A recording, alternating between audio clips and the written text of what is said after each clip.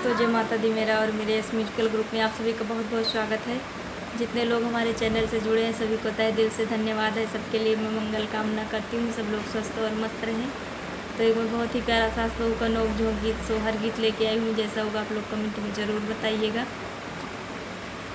सब बीच बैठी है सासू तो बहू हरि से या रज करई बहू हरि से या रज करई हो।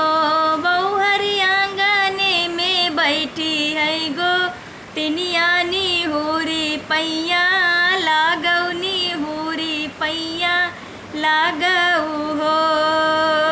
एक तो मोर भारी बाचू नरिया दूसरे लंबा घूंघट दूसरे लंबा घूंघट हो। सासू तीसरे माँ गोदी माला लनवा तो कैसे पैया लागी तो कैसे पैया लागी नी हो।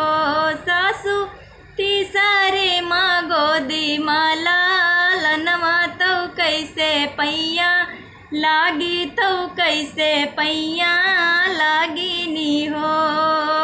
छोड़ दिया भारी चूनरिया ऊपर करा घूंघट ऊपर करा घूंघट हो। बउहर ललना ओलारा पालनवा निहुरी पैया लागो निहुरी पैया लागऊ हो। बहु ललना ओलारा पालनवा निहुरी पैया लागौ निहुरी पैया लागऊ हो। एक तो हम धना से धान तीन तो पुत से पुत वही तीन तो पुत से पुत वही तीन हो। सासू हम है पिया के दुलारी तो कैसे पैया लागी तो कैसे पैया लागी नी हो। हमरे धना से धान तीन तो नाती से पुत वही तीन तो नाती से पुत वही तीन हो।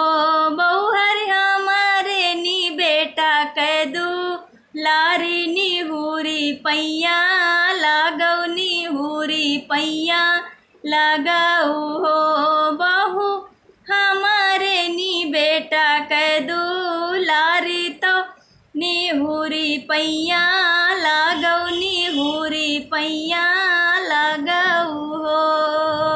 तोहरे निधना से धान तीन तो नाती से पुत वही तीन तो नाती से पुत वही तीन हो। सासू तोहरे नी बेटा कह दू लारी तू ही ने पैया लागौ तू ही ने पैया लागऊ हो।